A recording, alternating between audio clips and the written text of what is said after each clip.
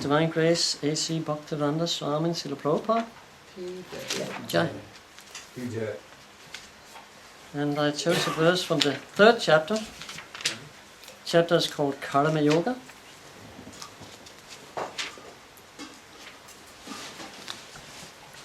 We'll speak from text 38. Duminavrite vanya yatata sumalina cha yatolbinavrito karabas tatatinitam avritam. Translation. As fire is covered by smoke, as a mirror is covered by dust, or as the embryo is covered by the womb, similarly the living entity is covered by different degrees of this lust. Purport by His Divine Grace, A.C. Bhaktivedanta Swami Srila Prabhupada. There are 3 degrees of covering of the living entity, by which his pure consciousness is obscured. The covering is but under different manifestation, like smoke in the fire, dust in the mirror, and the womb about the embryo.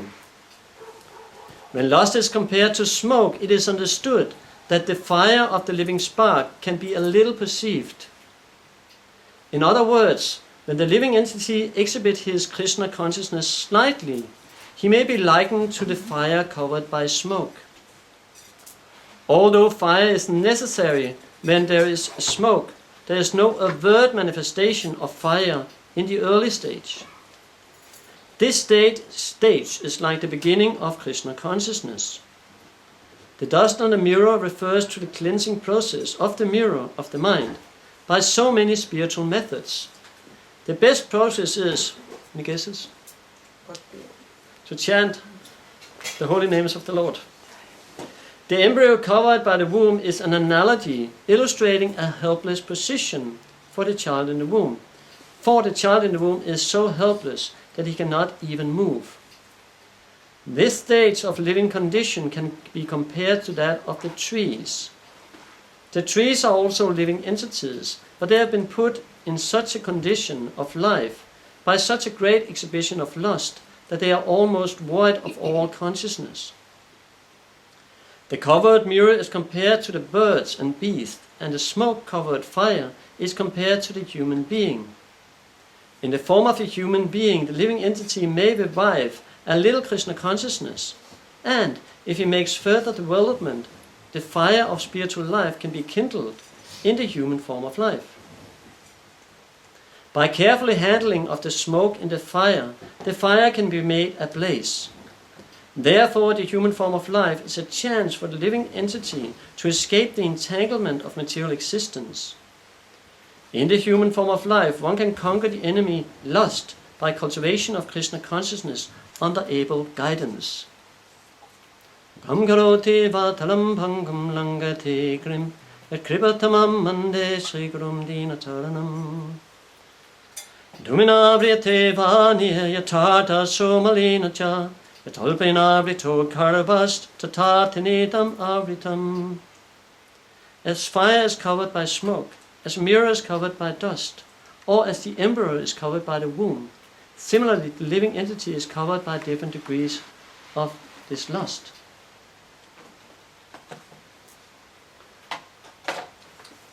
So interesting is all living entities.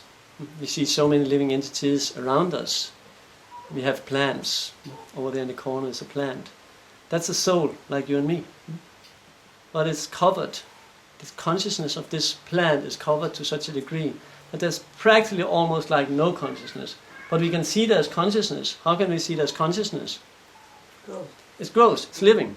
So everything living is consciousness. It's a soul. So there's a soul in this plant over there. It is a real plant, right? Mm-hmm. Yeah, it's not a plastic one. Because then I'm lying. No, good. Then I would be lying. So in this plant, there's the soul. The soul is there. That's really the plant. But this plant, this soul in this plant, has been covered. Why is it covered? What is it that covers it? To protect it.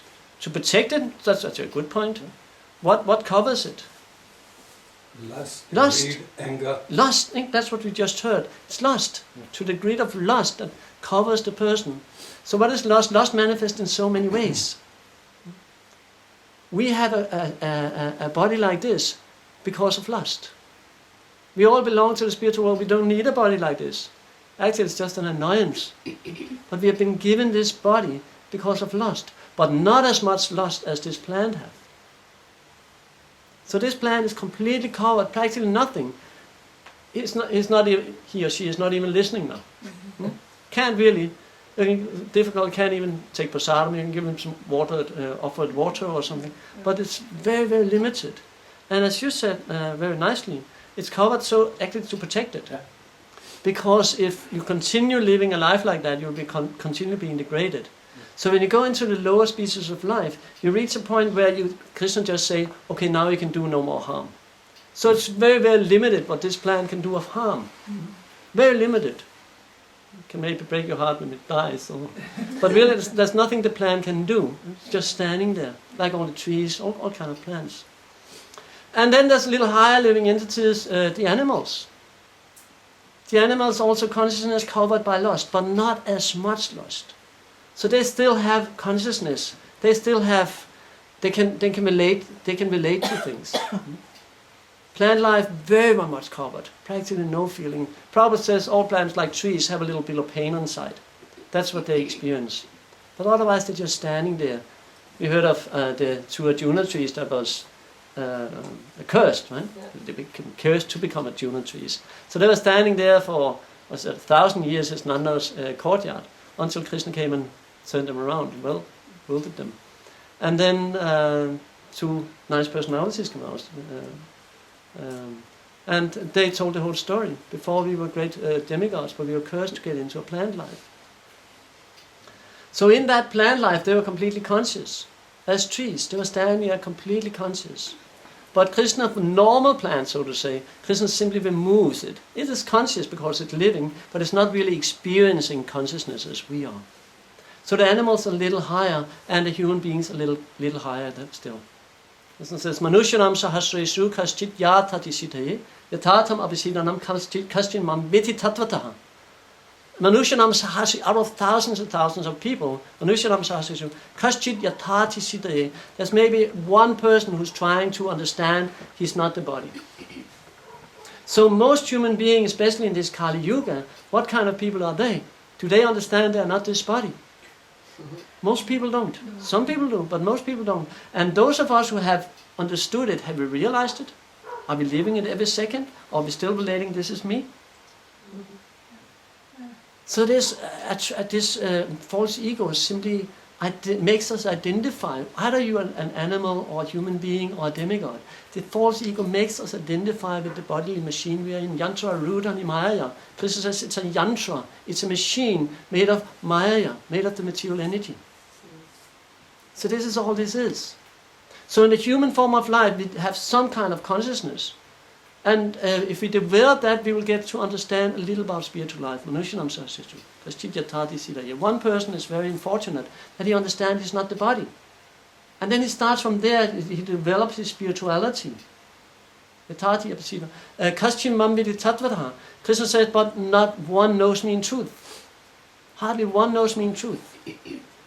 So many people in this world. How many billion people are there? 6 billion something? 6, 7. Constantly growing. 7 billion people. And Krishna says, no, hardly one knows me in truth. And that is the goal of life. And that's especially the goal of human life. Human life is a loophole, it's the way out of material existence. The animals, there's no chance. Their consciousness is so degraded. Plants, of course, even worse. No chance of going back home, back to Godhead. Animals, no chance of going back home, back to Godhead in that life. Only in the human form of life. So this very fortunate person, even though he don't understand Krishna, he might understand something. He understands, maybe he not realized, but he understands he's not the material body. He knows there's something up there. There's something else, there's something more, there's something, as most people say, there's something we cannot understand. There's something there we can't understand, there's something. It's always something, it's not someone, it's something. There's something there.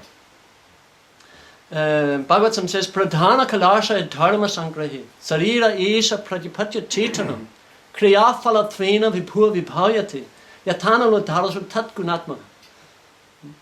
Pradhana, due to material nature, pradana kala by time, asya by desire, pradana kalasha dharma, and by our daily activities. Pradana kalasha dharma, sangrahi, and all of them put together, what does that do? They give a material body. Pradana kalasha dharma sangrahi, sarira. So all these put together give us material bodies. Sarira, isa, pradipadyati, according to the way we have been living. And according to how then we get a certain, what kind of body we get, then we get a certain kind of consciousness. And we can turn that around also. The right way of consciousness we have give us a certain type of body. But human life, we have a higher and more broadened consciousness, so a more clear consciousness than the animals and the plants, in most cases. That's what human life means. We have a higher intellect, we have a higher form of more in contact with the soul. Easier contact to the soul than the animals. Pradana kalasha dharma sang sarira isa pradipatya chetanam. Chetanam means consciousness. Pradana kalasha dharma sang sarira isa pradipatya chetanam. Kriya phalatvena. And how we use that consciousness. Kriya means activities. Phalatvena means the fruits of our activities. Kriya phalatvena vibhur means Krishna. Vibhur vibhavyate. Krishna will manifest. And then something very interesting in the last line of this verse. Yatanano dharasu tatgunatmakaha. It's like fire. Fire is always the same in quantity. Fire is the same, right? If you have a small fire or a big fire, the quality of the fire is the same. But according to the wood we use, or the form of the wood, if it's a big log, we make a big fire. Right? If you make a round bonfire, we will get a round fire, etc. So we can form the fire. The fire is the same, but it can be formed in different ways. So the soul is the same. The soul is the same in that plant, but it's formed in that specifically way. It's covered in that way by the lust. Animals formed in a different way. It's the same consciousness. Human beings formed in the same way. It's the same consciousness. And within the human form of life, there's so many levels of consciousness. So then when you come to this person who understands there's something higher, he will continue that search. One point in his life he'll come to understand there's something, and that is called Brahman. There's spirituality. There's something higher up there. Something, again, I can't explain. And we know there's higher levels than that. But that's the first understanding for most people, unless they're so fortunate they run into a devotee with a book and explain, this is the absolute truth. Then you can skip all these middle stages. But otherwise, normally people go through these stages, get more and more realizations, do more and more tapasya, voluntary or involuntary. And by tapasya, you get closer to Krishna. The heart is purified. By doing austerity, the heart is purified. And then chetu dharpanam martinam. When the heart is purified, we see more clearly. It's like we have glasses, green glasses, we will see everything as green. Yellow glasses, we see everything as yellow. So if you take off the glasses, then we see it clearly. Then we see it as it is. So we have all these filters that is put on us, on our consciousness due to lust. So therefore we cannot really see, we cannot relate to what is real and what is not. Like Dhritarashtra was blind. He could not see. He could not see. There were so many filters. So he could not see, even though Krishna manifested before him. He wanted to show him the universal form. Dhritarashtra said, no, please don't. Because he didn't have that level of consciousness. Vidura, he came back, he preached to Dhritarashtra. After Vidura been on pilgrimage. I have this in first canto. And Vidura came and said, now you're old, Dhritarashtra. All your sons have died, all your family members have died.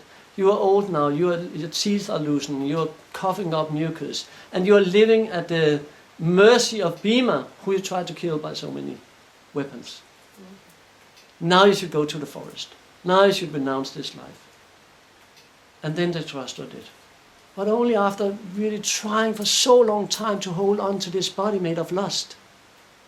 Then said, okay, I'll go to the forest. He went to the forest. But what kind of realization did he have?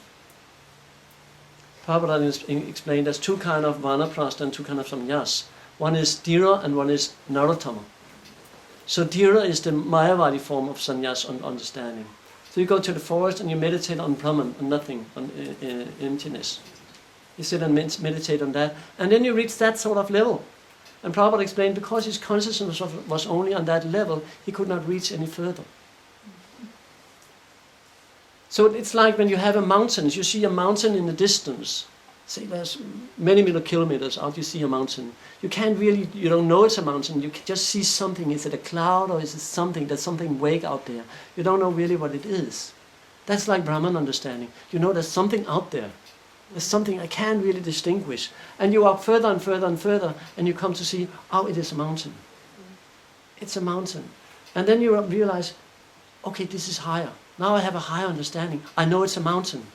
Maybe you can even see some trees there and some rocks and things. Now you can start seeing. So that's like Paramatma realization, like understanding Krishna in the heart of all living entities. Sadvashyacham hridi sanivista, mutasmitir gyanam apanam cha. So Krishna is sitting in the heart of all living entities. How often do we really realize this? How often do we think about this? Krishna is here. We're searching after him all day, out there, all the time. But he's just here, sitting just next to us, as the soul inside. Even in that plant. Super soul is there just next to it. All animals, Krishna comes with them as the super soul, so that they can ultimately come to realize him. So a higher understand Paramatma is there. There's something higher. And then that will take lifetime, and that develops. And then they come to a higher understanding. They get a little closer to the mountain and see all kind of different things in the mountain. You see the trees, you see different rocks, you see maybe there's a path going up the mountain. Or you see it more clearly, and that's like Brahman realization. Bhagavan realization.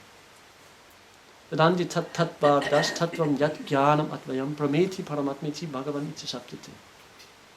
So then the soul in this person comes to understand Bhagavan exists. Vedanti tattva vidas. Those tattva vidas, those who have seen the truth, they have understood, they have seen. Vedanti tattva vidas. Tattvam yat jnanam advayam. That is advayam. This non-dual substance is called Brahman, Paramatma and Bhagavan. Iti saptiti. Same, Prabhupada explained in the purport, it's the same personality, but it's just different understanding of that same personality according to that person's consciousness. How much dirt is there in the mirror? That's what we hear in the verse today. Different kinds of covering of the soul. Remember any of them? What is the first? Covered by Lost. Like fire, Smoke. fire covered by smoke. Dominablia te vania. Vania means fire. Domina means smoke. So fire is like covered by smoke. What does that symbolize? What is the fire? The soul. Human being. Human form of life. Dominablia te vania. Yatar daso malinacha. Adaso, like a mirror, molinacha, covered by dust. What does that emphasize? What does that symbolize? Animal life. Nice. Animal life. It's like, so a fire covered by smoke, the fire is still there. Prabhupada says you can use that fire. You maybe not be able to see it because there's so much smoke. So that's like the human form of life, because you can actually use it. And you can see it to some degree. But a mirror completely covered by dust, you might be able to see something. So that's like the animals. They have some understanding. There's some clarity of consciousness. They can see something. But they have no understanding what God is. They might understand something.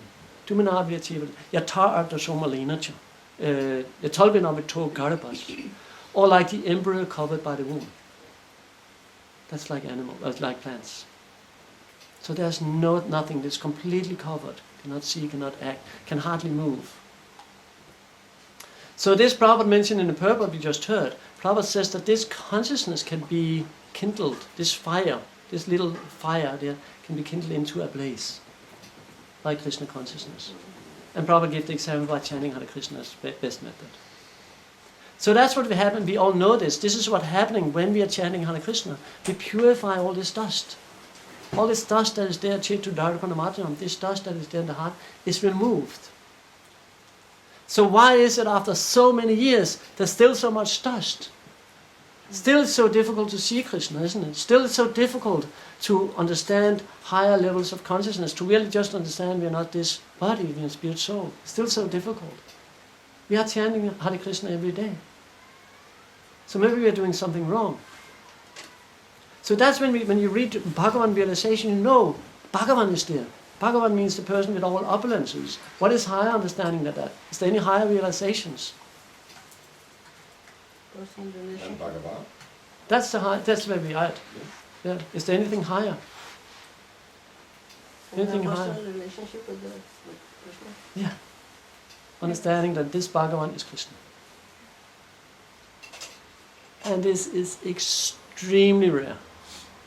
That's where Krishna says, Manusyanam Sahasrishu. It's Krishna speaking Bhagavad Gita. It's not the Bhagavan in that form. It's Krishna directly speaking Bhagavad Gita. Two-arm form, Krishna. And it says, this form of mind, it's very difficult to understand. Manusyanam Sahasrishu. One may try to understand. There may be one here and there who try to understand there's not the body. There might even be persons who understand they're not the body. There might be persons out there that understand there's something out there. There might be persons who have an understanding of Brahman. There might even be persons who have an understanding of Paramatma. Krishna is there in the heart of all living entities. It's guiding us all the time. And there might even be people understand that Bhagavan is there. God is there. But what is God? What is Bhagavan? Do they understand? Prabhupada used to say, everyone says God is great, but nobody understands how God is great. There's a verse in Bhagavad Gita in 7th chapter I love. Vedanta tat. Now it's embarrassing if I can't remember it. Vedanta tat tat. No, that's the other one. But Krishna says everyone is trying to understand God. And Krishna says, I understand past, present and future. But me no one knows. Krishna says, I understand everything in past, present and future. Vartamani chajuna, bhavishani cha bhutani, mam tu vedana kashyana. So I know all past, present and future. So try to contemplate what that means. All past, present and future. How long is the past? Practically eternal, right? And how many living entities are there in all the universes? Practically unlimited. We can't even count the living entities on this planet. We just made clear there's maybe 7 billion human beings, approximately, give and take a few. But do we know how many ants, how many insects, how many worms, etc.? Unlimited, practically. Not to speak of all the atoms, living entities. So it's practically uncountable. Krishna knows what every single of them have been doing since time immemorial, in all past, in detail. We can't even remember what we had for lunch a few days back. Krishna knows exactly, in details, everything about that. He knows exactly what they're doing right now. And he knows for all future, what has not even happened yet, knows exactly what all living entities will do. When we understand this verse, we get a little glimpse into understanding how God is great. And then you start to understand that God is Krishna. And he's a little cowboy and he's playing the flute. He's running around having fun with the Gopals and the Gopis in Vrindavan. That's his life. And we are part of that. We belong there. That's our home, in our pure consciousness. But now, due to lust, we are identifying with a material body that can fulfill material lust. This is what this body is for. Fulfilling material lust. And keeping us in the prison. Prison of material existence. This is what this human form is. And Prabhupada says this is like a prison, but nobody wants to escape. That's a prison. Right? They make so many prisons. They make Alcatraz and, I don't know, maybe today there's much more complicated alarm systems and whatever they have to keep the prisoners inside. But always somebody escapes.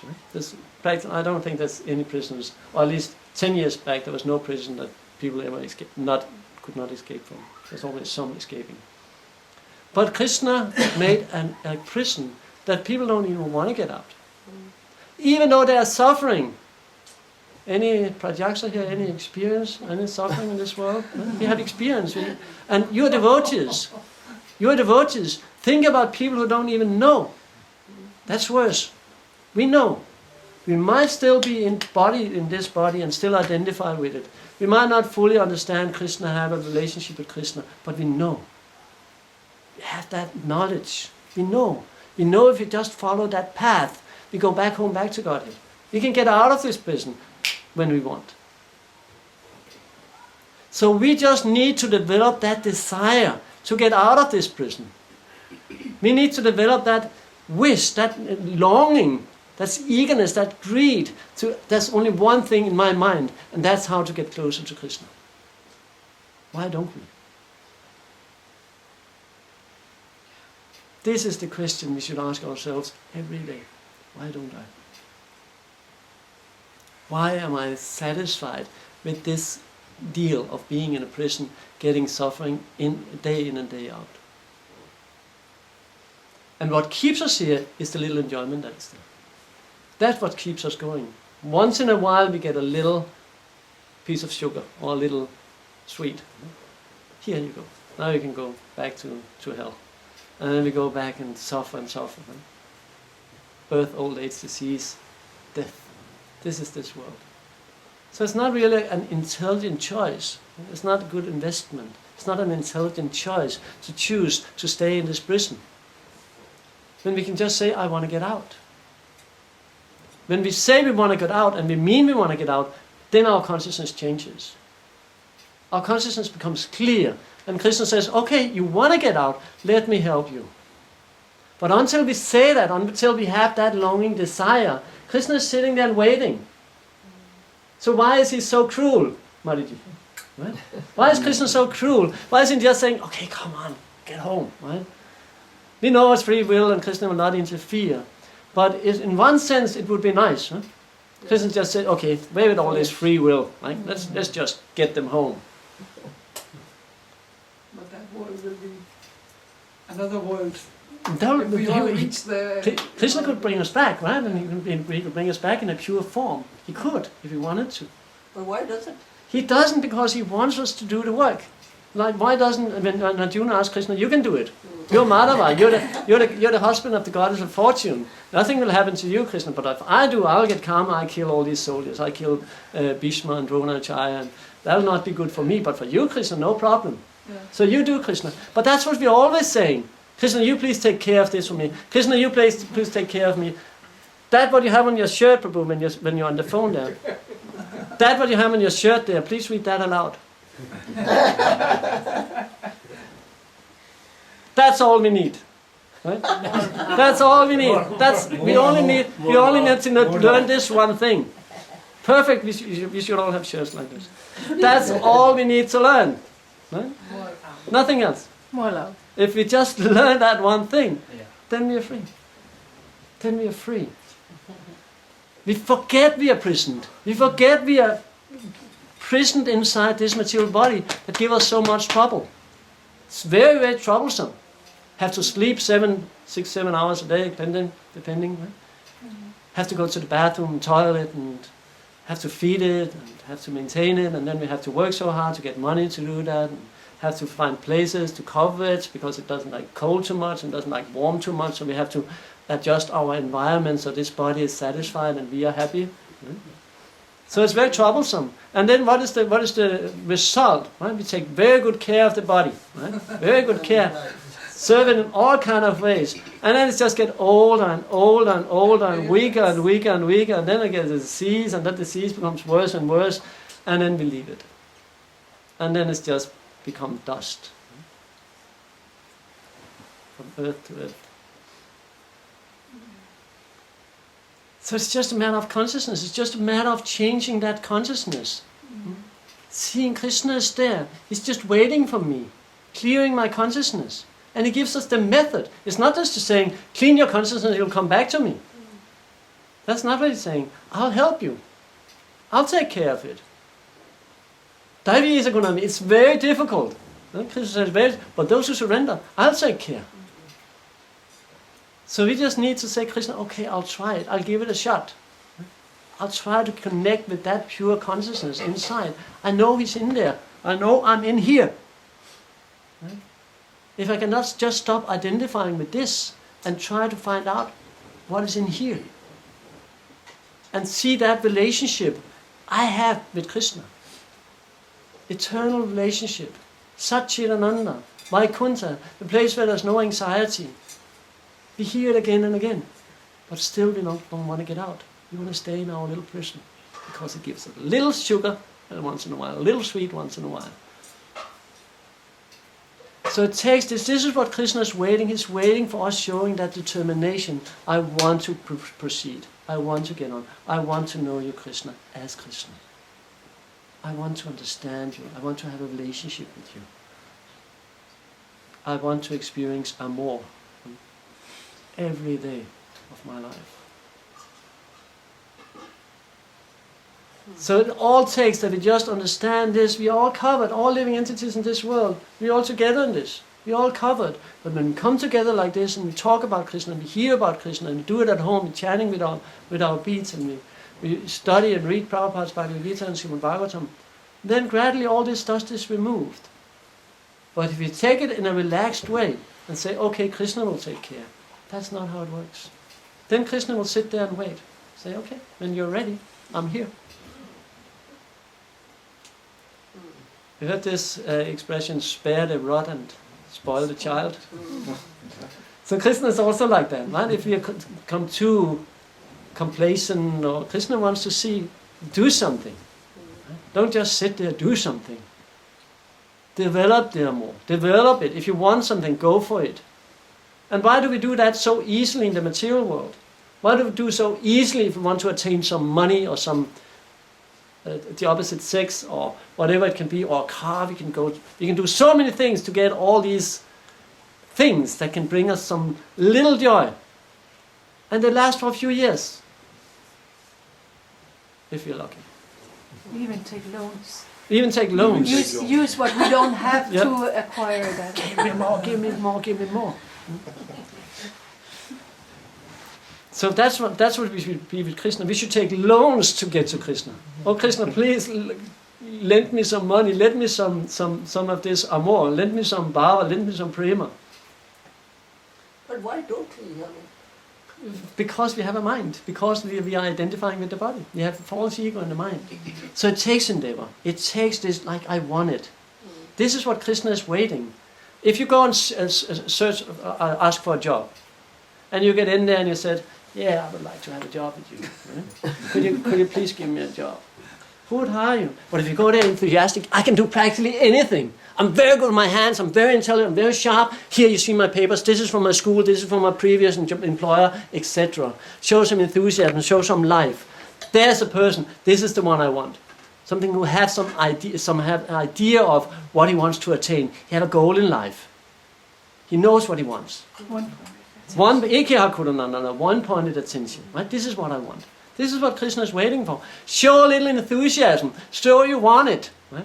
We take the beat back in the morning, but we're so tired, we're sitting falling asleep. When we really have what we're starting is a relationship with Krishna. Every morning we take up our beat back. We're starting a relationship with Krishna again.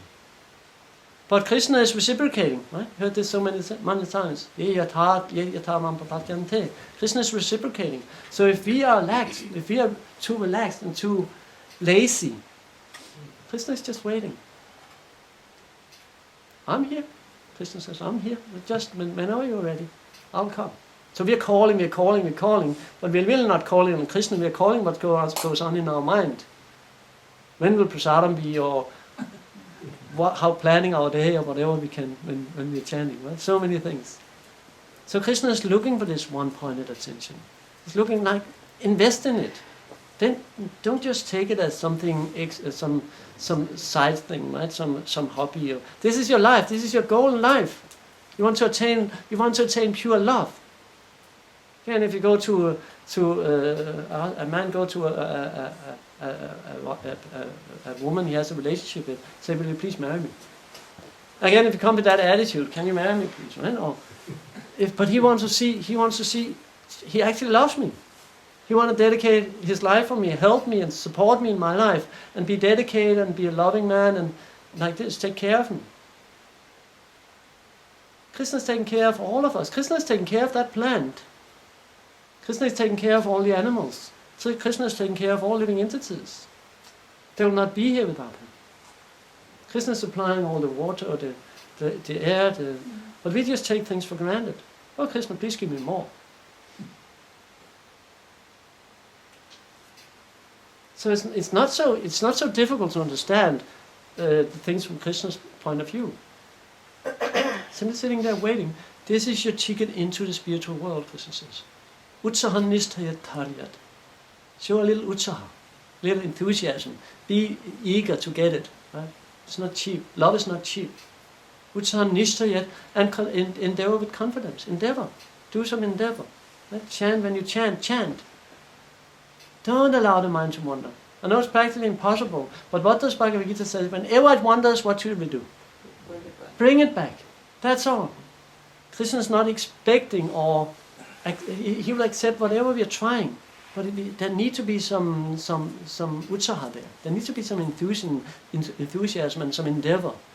And then he says, Dharyat, we need to be patient. Utsaha nisthaya dharyat tat tat sangha pranatana. And then we need to have good association. Give up bad association. Give up bad association. Follow the sages. If you follow these 6, then you're on the path of pure devotion. So if you want to read a very, very good book, read Nectar of Instruction. Just give these very, very clear. It's 11 verses. The whole book, 11 verses. And the whole thing goes from how we should engage our senses in Krishna's service all the way up to living at Radhakund, being completely absorbed in Krishna. 11 verses. We can read that book quite quick. It's so nectarian. So that's what we need. We need to be inspired. I need to find Krishna. I need to understand him. If you understand Krishna, then tattvataha, when Krishna says, janma karma chamedivam, evam yo vidit tattvataha. If you understand Krishna in truth, that is going back to Godhead. That's all it takes, just that we understand him. So that's why all Prabhupada's books are there. Just for this one reason, we should understand Krishna. Most beautiful person in existence, most attractive person in existence. And we are saying, I'm not sure I want to make the endeavor. I'm really sure I want to get to know this person who can give you anything you want at all times. Will deliver you from all times, all future. Go back to God and never have to come back again. You can stay there. So that's all we need to do. Simply fix our consciousness, getting it higher and higher and getting closer to Krishna by step. So thank you very much for your time, listening. Any comments or questions? Prabhuji, someone asked me, can a living entity be reborn as like a stone or a non-living thing? I said, I don't know. Mm. Is it? Prabhupada says there's some stones living.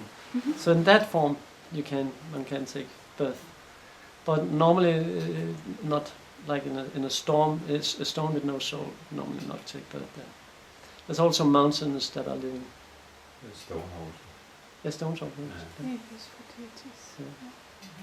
So in that, deities, of course, can be made of They use stone. them for deities. They hunt So for they stones could be with made of souls, stones, deities, yes. and then the persons. But normally not. It's Mhm. just a normal stone, so normally not. And people in high consciousness, do they see the world differently? Like when Krishna was here, like physically, in front of Bhishmapita, who was revering him, why didn't he just leave everything and go to his, to his side? Because he knows he's God himself. Like when Lord Ramchandra was wandering in the forest, half of the people were like, oh, there are some princes, have some opulence, but then there was Shabri who was seeing him something else. So do different conscious people see the world differently? Yeah. Krishna says in 7th chapter also, Bahunam Jamanam Ante Jnanamam Papatante Vasudeva Savanti Samahatma Sadura. That after many births, one may endeavor, Bahunam Jamanam, while after many births, Bahunam Jamanam Ante Jnanamam, one who is in knowledge, Jnanamam Mam Prapatante, will surrender unto me, one who is in knowledge. Vasudeva Savanam Iti, and understand that I'm Vasudeva, I'm everything. Savanam Iti. And such a person is very rare. Durlabha, very rare. So why do people see Krishna differently? That's according to their consciousness. It's explained in the Krishna book when Kamsa he arranged for Krishna to come there and do the wrestling with the Mustika and the wrestlers. Then there was all these people sitting there watching in this arena. Kamsa made this arena where wanted to kill Krishna. And there was all these different kind of people, and they all saw Krishna differently. Some saw him just as a poor boy, like he's just about to be killed by these big wrestlers. And some, like the Rasis, they saw Krishna as their son or their relationship like that. And the Gyanis saw Krishna as Brahman there. So Krishna is, that's what he's saying, he reciprocate. So if we have that relationship with Krishna, if we want to see Krishna in that form, that's how he reveals himself to us. So if we have the understanding of Brahman, that's how Krishna will reveal himself. If you understand Brahman, Paramatma, Krishna will reveal like that. If we have a relationship with Krishna as Ramachandra, Krishna will reveal himself as that. If we have a relationship with Krishna as Varaha, Krishna will reveal. So the different forms, Krishna relates himself like that. So depending on our consciousness and our desire, what we want of Krishna, so to say, then he will reveal himself. Why don't we do that? Why don't we what? Go towards him. Go towards him. We do, but maybe too slowly often. It's a mental hospital down here. Yeah, we're like in a mental hospital. So often we go too slowly, but we go towards him. No? I'll say all in this room are going towards him. But it's just up to us how many lives we will take. So again, that takes this little. It takes that we are ready to fight the mind instead of just accepting the mind is ruling our lives. So the mind is sitting and telling us all the time what we should do. Now you should go and get something to eat. Now you should go and do this. Now you should go and give me this. Now you should go and give me this. So we are serving a master that will never be satisfied. So as long as we are doing that, again, Krishna will just wait and say, why don't you try to serve me? You do, sorry I'm interrupting, but like your body needs rest, as you said, you need 7 hours sleep, and so like if you're out doing something and you've done a lot of work today and then you do need, so your mind says, okay, so is that wrong? No, that's different. Of course, like the body it has some needs, so Yes. that's not what I mean. But what I mean is the mind is constantly telling us what to do. Yeah. So sometimes, like we are tired, of course we need to, and sometimes we need to eat, and sometimes we need to go to bed. All these things is natural there for the body. But again, we should minimize them. All the bodily activities, like compared to our Krishna consciousness. How if we calculate how much time do we use to maintain the body, and how much time do we use for Krishna?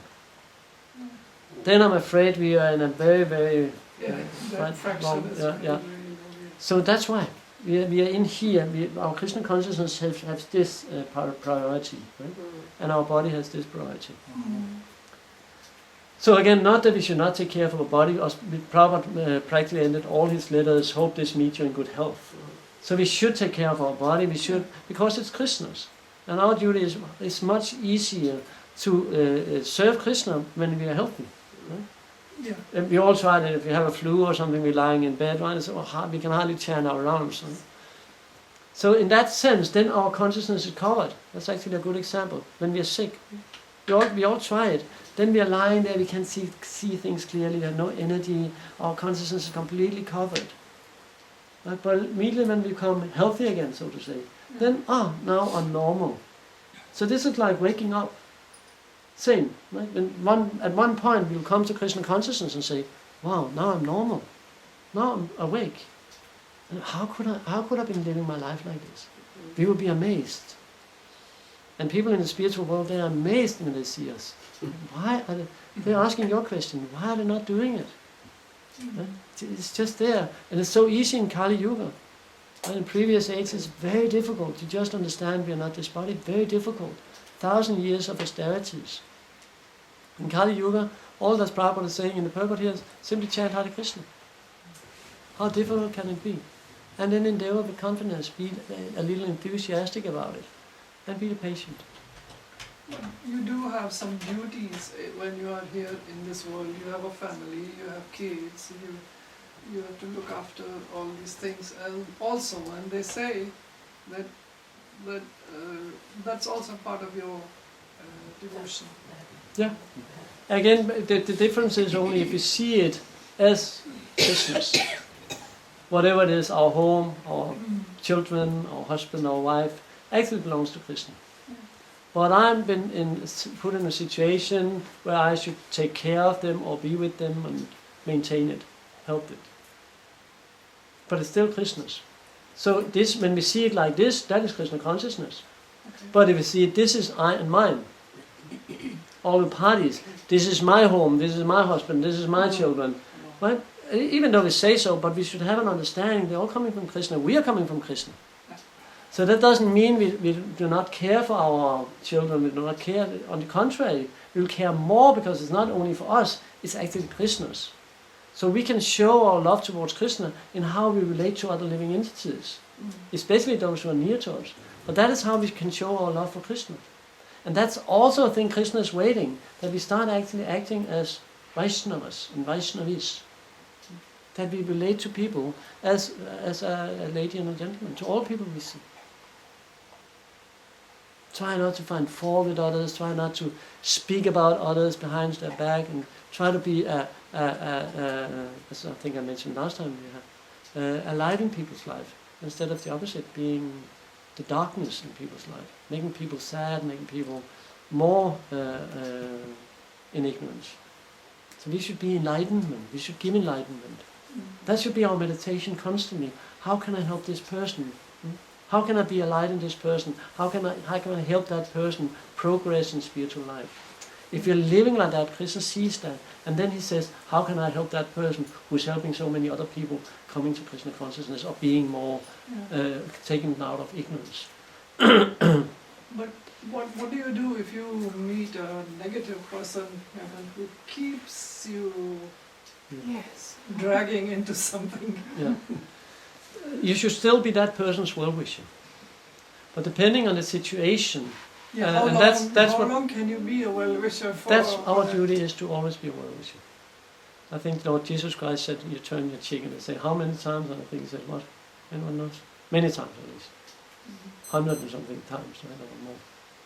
So, like, our duty is to be everyone's well-wisher. That's what Krishna said he is. Bhuktanam yakya tapasam sarva lokam maheshwaram suridak sarva bhutanam. Suridak. Suridak means the best well-wishing friend of all living entities. So we should wish all living entities good. But when that is said, when people are trying to destroy us or put us into ignorance or take away our freedom or whatever it can be, then we need to reciprocate with that person also. But our mood should be, I want to help that person. But that help can come in many forms. That help can be a chastisement, or that help can be, as long as you act like this, I don't want to be in your association. So that can be many things according to time, place, and circumstances. So, but our duty is still to be a well-wisher of the person. The person might try to hurt us. See, Yudhishthira. What did the Pandavas do the Kauravas do towards Yudhishthira?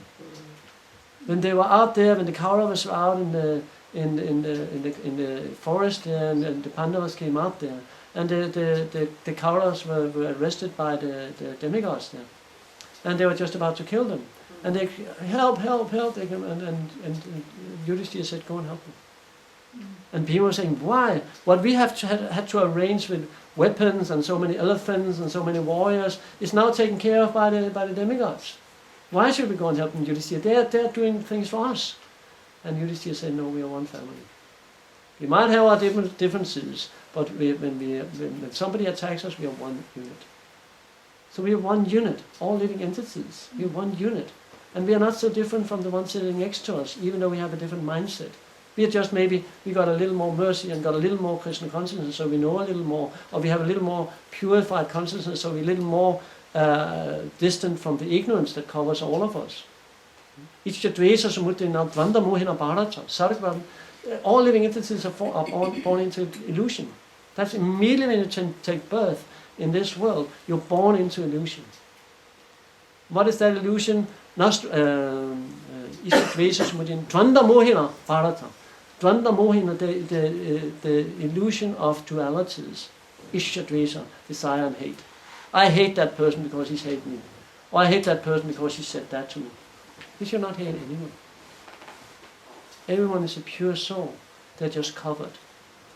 If you go to a hospital and the person is lying there with fever and screaming and yelling and maybe trying to hit you, you will not hate that person. You know he's just sick. He's in fever, so he don't know what he's doing. So when he becomes healthy again, he will be a loving person. And he was so sorry I didn't know that. I didn't know I was trying to hit you. So that's how we should see it. And how much pain have we given other living entities?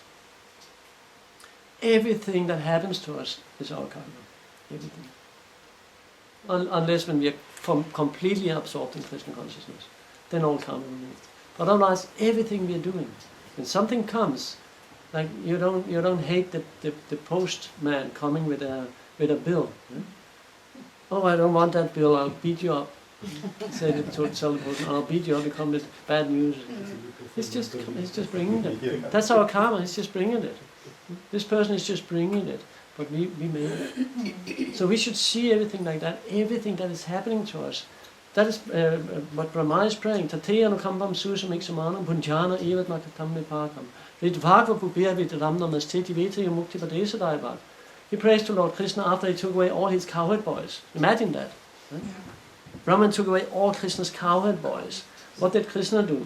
He did say, I'll send you to hell forever, Brahma. Brahma is praying, Tateya no kambam susam iksamanam. My dear Lord, one who earnestly surrender unto you.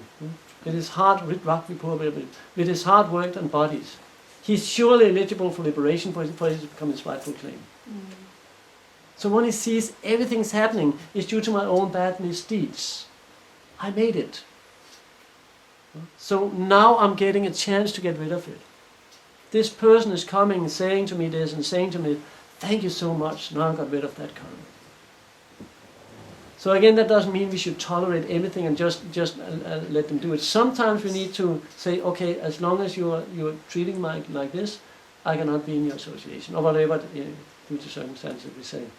That can be, but we're still this person's well-wisher. That's just the best way. In that situation, we can help him, and also protect ourselves at the same time. I think that perhaps if you will comment on this, that if we're trying to do something good, and people will try to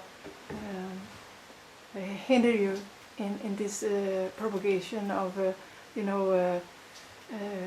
good community or friendship among devotees and something like that, and you're frustrated, but I think perhaps it's the ego again.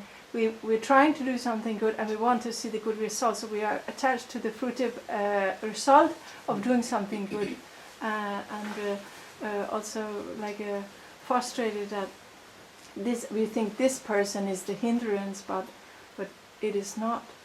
So this attachment to the fruit of our own activities and name, fame and glory. I'm trying to do something good. Actually, I think people should recognize that I want to do something good because perhaps they will join me, but then your name, fame and glory is spoiled and they won't come, but Krishna is still in charge. So how can we detach ourselves from this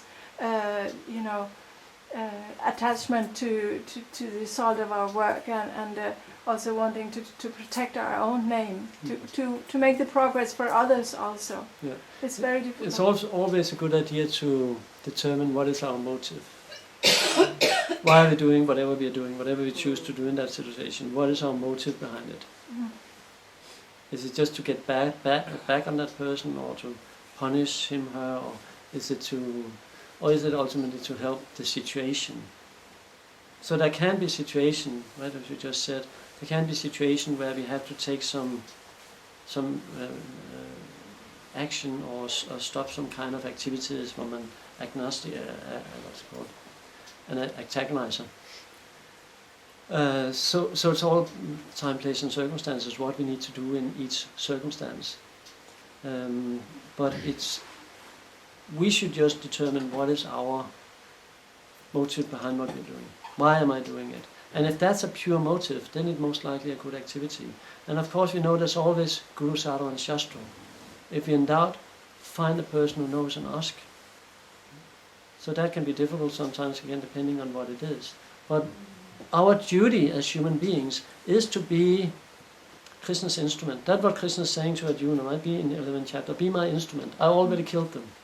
So nothing is happening without Krishna sanctioning it. We heard this many times. Prabhupada said not even a blade of grass moves without Krishna's sanction. Right? So nothing, whatever happens to us or anything, is Krishna is sanctioning it.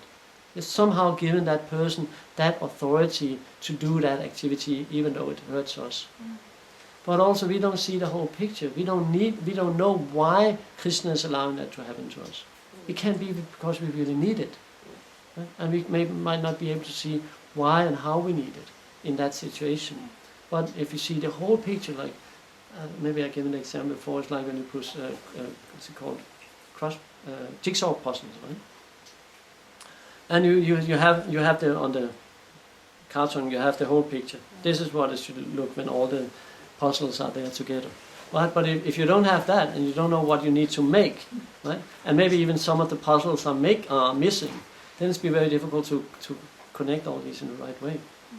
So in the same way, we are seeing just of one puzzles, right? We're seeing just maybe corner, like a milli centimeter of the whole picture. So we don't know. Like you cannot see.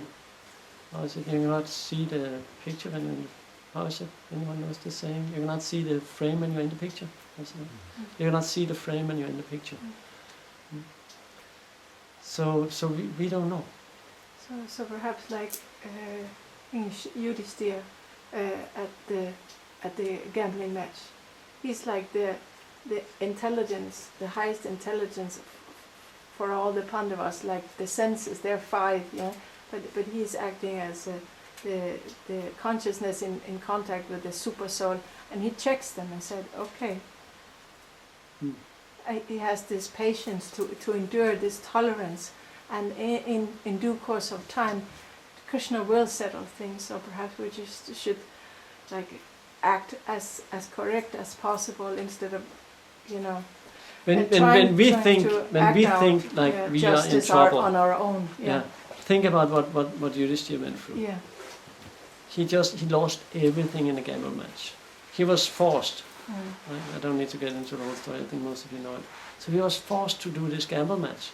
And first he lost all his money. He was the emperor. He had more wealth than he could ever spend. He lost all of it. Then he lost his brothers. His very dear Bhima and Arjuna and Sahadeva and Nakul. He lost them. They became slaves. And Yudhishthira said again, he was challenged, you want to gamble more. And he even gambled away his own self. He became a slave. And then he gambled away his wife. Imagine that. Now, it's very difficult for us to understand what it happens. He just lost everything. And then what's happened, like some very scareful omens in the sky. And Dhritarashtra gives the whole thing back. Yeah. Okay, Yudhishthira, this was not bad. The whole thing with Draupadi. That was not good. Here you have everything back. They're leaving. They had just got everything back. He must have known that they were cheating him the whole time. Yes. Yeah, he knew. Yeah, He knew. He never And then he wanted got that. out there, and then he was called back for a new gambling match. And Yudhishthira now will lose everything again. He gambles.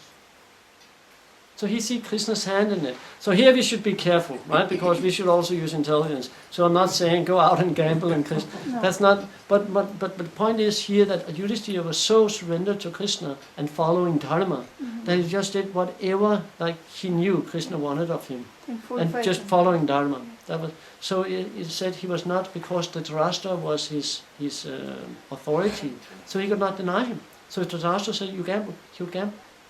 Why we glorifying gambling? Isn't its fault? Yeah, it His is a fault fault. not to Yeah, do it? yeah, but that's Do it in the that's first actually place? some of the point, that Yudhishthira was even willing to do that.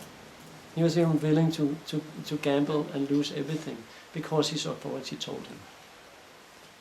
We have different examples of the opposite, right? When Prabhuji, if tomorrow your authority tells you to eat beef, you'll not do No. it. so that we have that authority with Vamanadev. We just had his appearance day some recently. And Vamanadev,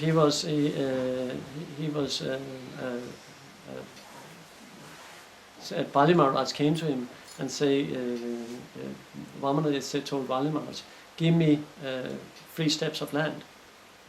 So Krishna took the form of this dwarf, this Vamanadev.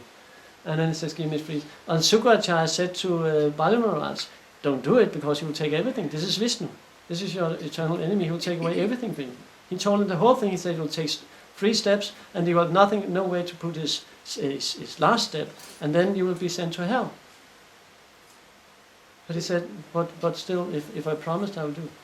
So that was a Sukracharya. He was his guru, and he told him, you do this, you don't do this. And Ramana said, it is Vishnu, I promised, I'll give him 3 steps. So again, time, place, and circumstances. So we should learn, like, we should not think, Yudhishthira, he was following Dharma, he was gambling, so that's wrong. You should understand, Yudhishthira was so serious about following the authority and following Dharma. Yudhishthira Dharmaraj. So he is so dharmic. He wanted to do, I could do nothing wrong. That's why he even didn't want to tell a lie, even though Krishna asked him. Eventually he did then. But he's Dharmaraj, so he needed to. Dhritarashtra asked me to gamble. Later in the forest, Draupadi asked Yudhishthira, how could you gamble? I understand maybe you could lose all your wealth. Maybe I understand you could use your brothers, maybe even yourself, but how could you gamble away me? And Yudhishthira said, I wanted to show the whole world what happens when you gamble.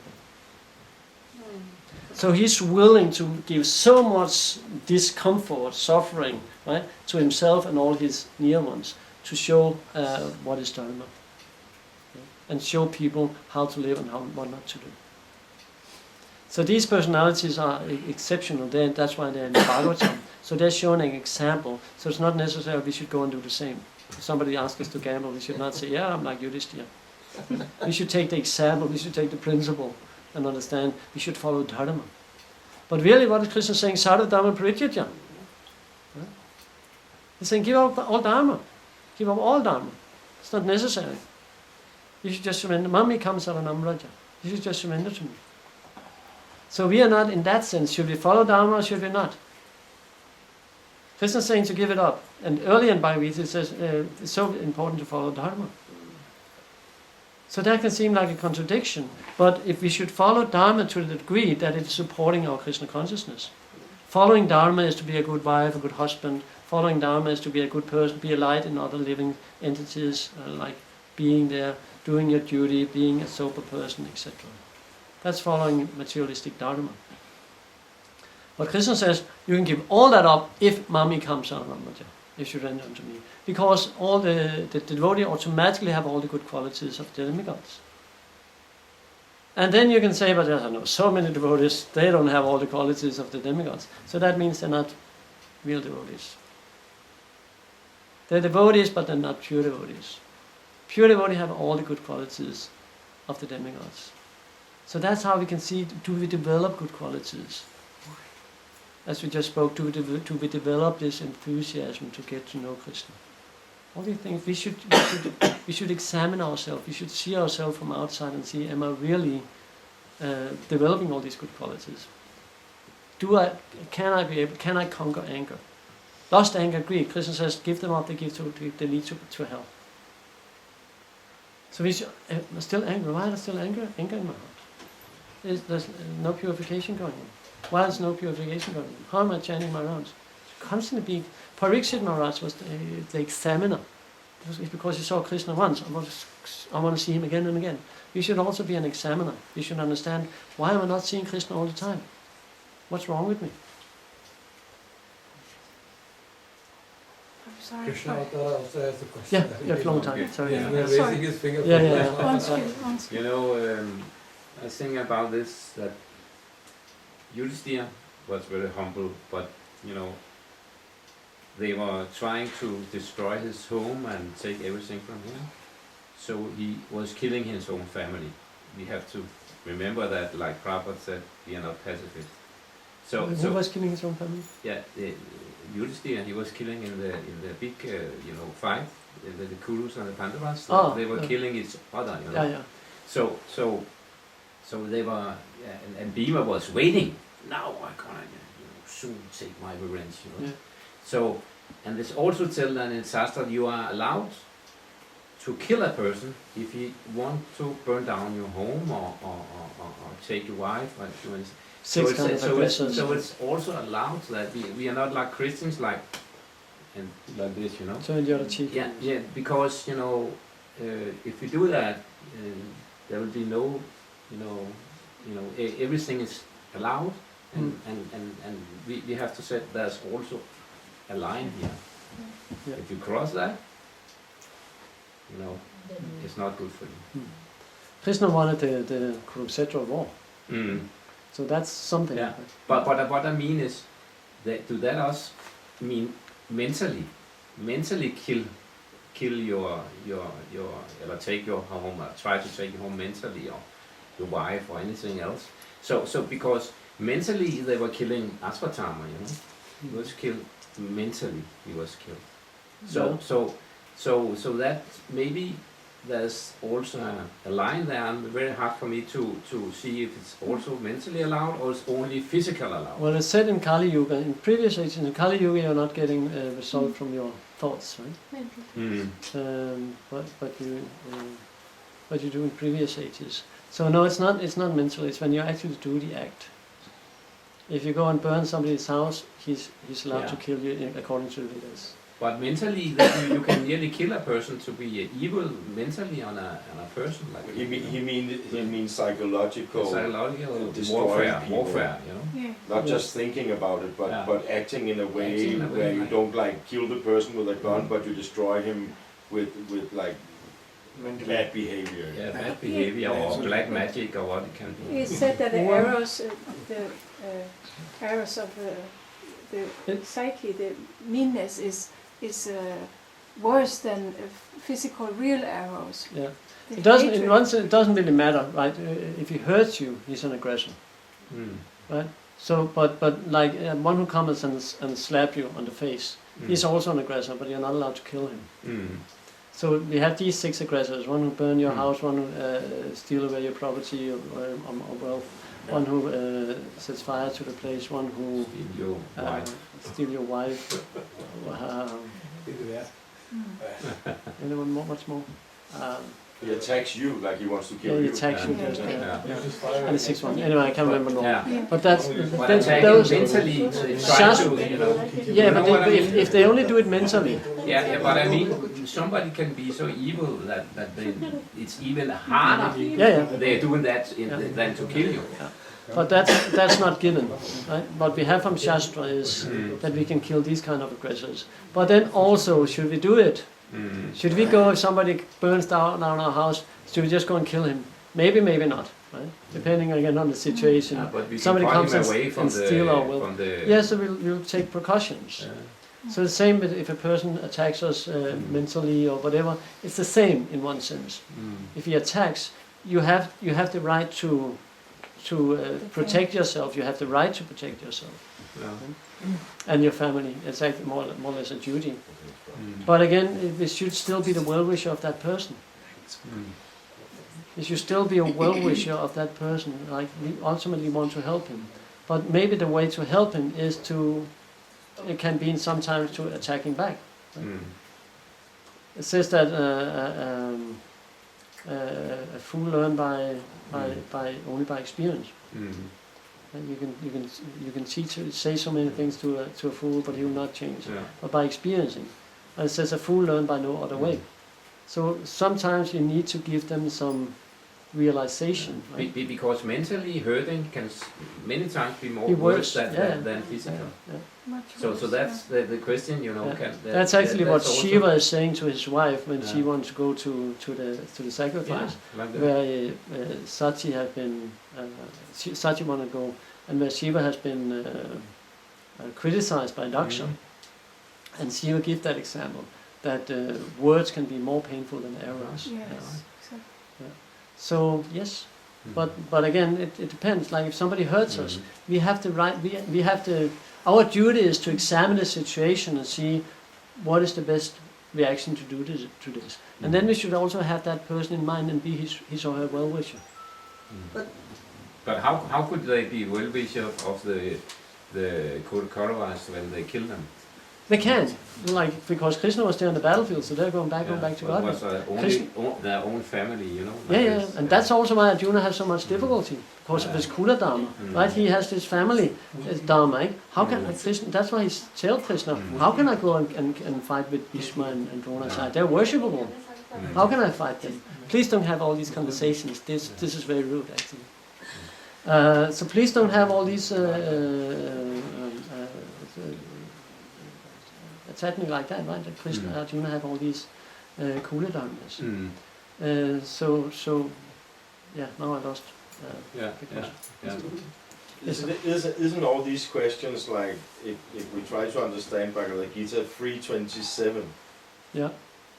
Prakriti. Kriyamanani, Gunakarmani Sarvasa. If you try to understand this verse, all these questions are not really reasonable to ask, because there it said that we think we are the doers, but actually everything is done by nature. The bewildered soul thinks like that, but it's actually done by the modes of nature. Yeah. So if you want to be devotees, we have to look at this verse and understand that all these, like, we are feeling offended, we are feeling someone is behaving bad to us, it's all what we attract, because we are in a certain point in the modes of nature.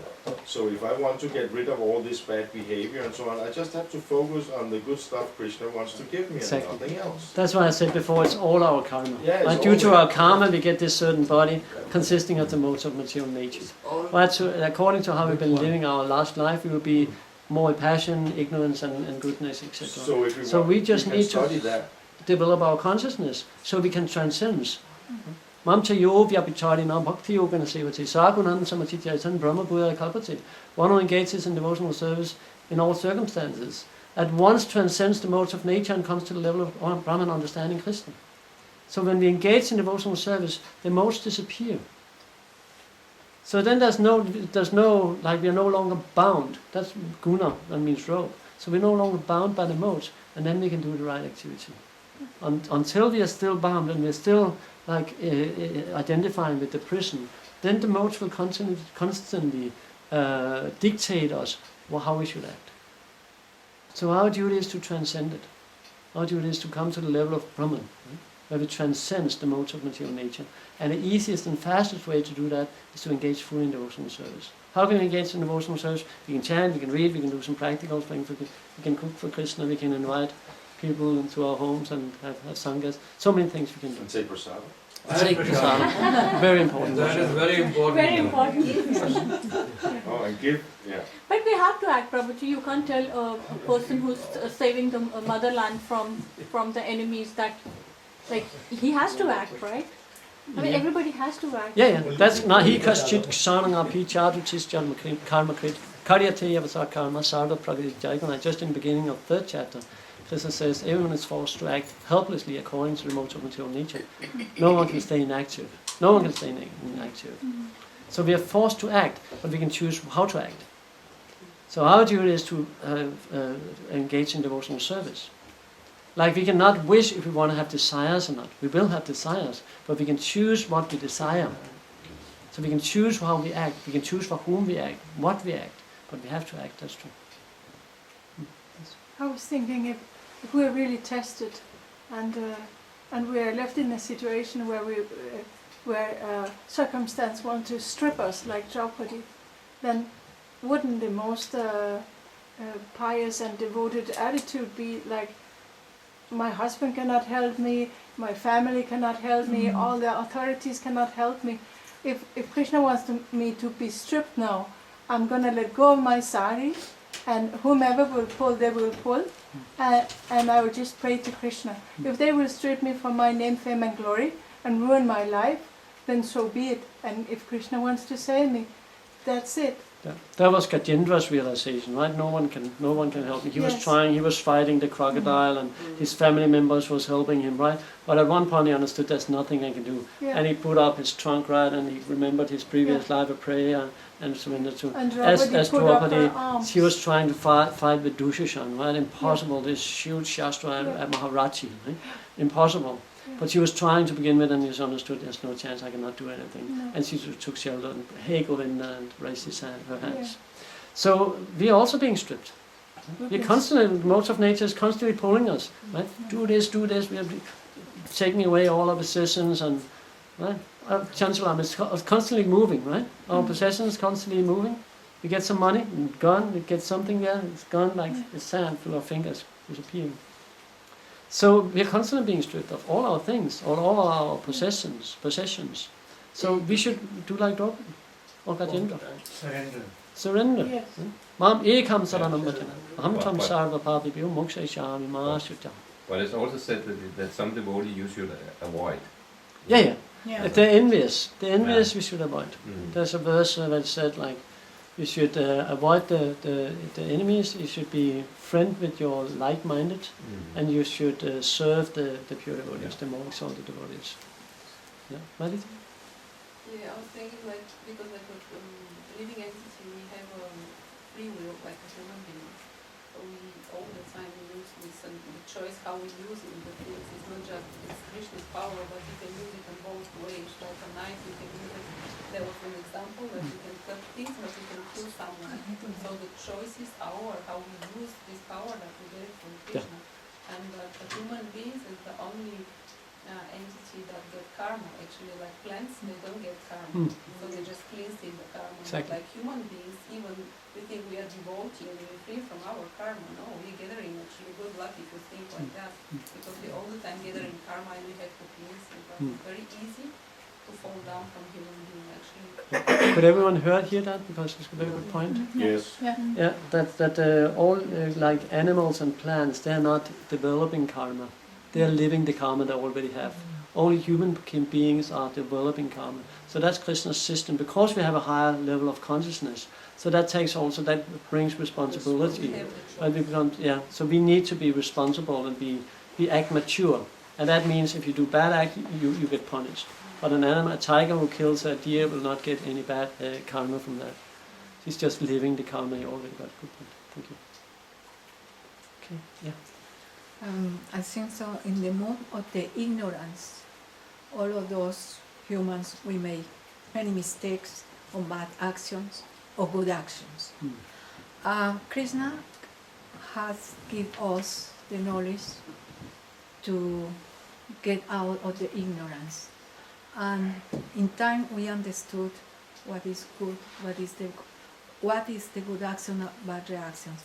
When we are developed with the other people, so that's Please get to those your question. don't Madhya. have Please this come to your chance. question, Don't have this chance. Hmm. But maybe we can understood why this happened. But if you the human don't understand one time, 2 times, 3 times, I think it is let it go, this person or this human, and live sin on karma is what I think, because it's not in our hands. It's Krishna's hand. But if you don't understand, we are one in the middle, one person, so maybe can give some help. But if you don't understand 1 time, 3 times, let it, is what I think, let it go. Yeah, that was the same with Prabhupada, right? He understood, he was in Gangsi and didn't really work. He was trying so many ways, didn't work. And Prabhupada said, okay, let it go. It's not Krishna's desire. It's a good point also. Right? We should try to listen to Krishna. And that takes also some maturity to find out what is Krishna actually asking of me? What does Krishna want me to do in this specific situation? And how should I reciprocate? What is my duty? This is what Arjuna is asking in the beginning of Bhagavad Gita, because he's also there. No, what? Caitanya Candradasa bhava prishchami tvam dharma samuta chetaha. Yatsreyasam nishtam bruitam yesishastam sadimam tamprapam. My dear Lord, I don't know. I'm full of miserly understanding. I don't know anything. I don't know what to do. You kindly be my shishya. I'll be your shishya. I'll be your disciple. Tell me what to do. So we should also, that's how we should approach Krishna. Tell me what to do, and if we listen, he will answer. And it can be in so many ways, right? It can be, I tried many times, I just opened Bhagavad Gita or Bhagavatam for some random page, right? And there's the answer. Not necessarily, I have this answer and you just go and open it, it'll happen like this. Can, but sometimes it can happen a week after or something. Oh, that was the answer. Or you meet a person, or you hear a lecture, or something, and there is the answer. Advaita Acharya, he was fasting for something. There was one verse he couldn't understand in Bhagavad Gita. And Lord Chaitanya Mahaprabhu, he came to him and says, eat Advaita Acharya, I'll explain it to you. You'll get the realization, you'll understand.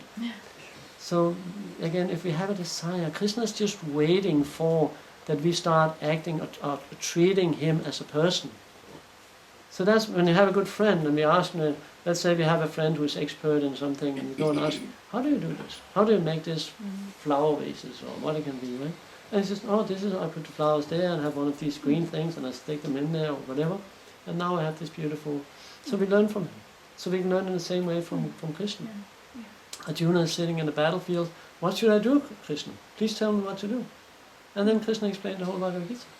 Have you heard it? Because all the answers are there. All the answers are there in Bhagavad Gita. So we just need to really have the desire. I think we'll have the last question now because it's maybe. No, it's more like I was thinking with Monish was talking.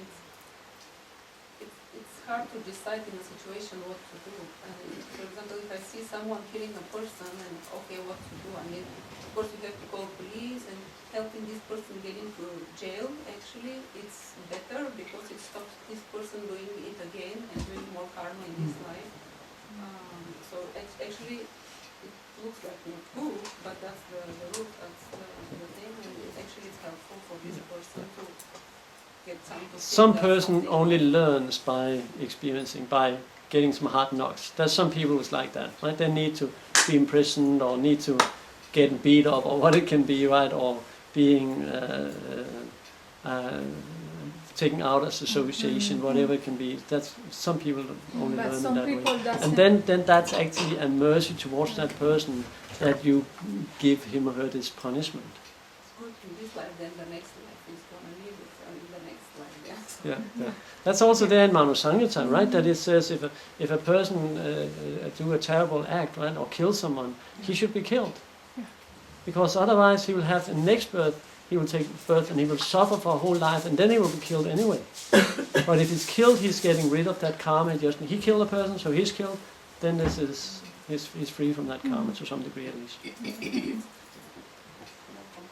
Thank you all very much. Grandaraj Srimad Bhagavad Gita ki jai, Prabhupada ki jai, Om Premanande.